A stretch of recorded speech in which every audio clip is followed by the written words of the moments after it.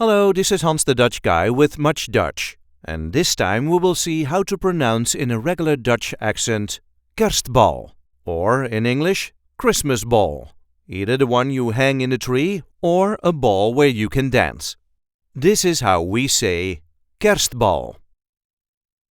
Kerstbal.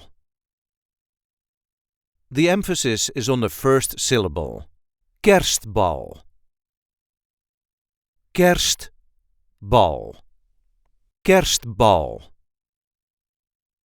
The article that goes with it is de. So, de Kerstbal.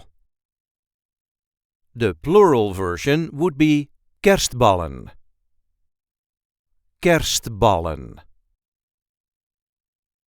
I hope this video was helpful. You can help us by liking it and by subscribing to our channel. And we do have plenty of other content here, so be sure to check that out too.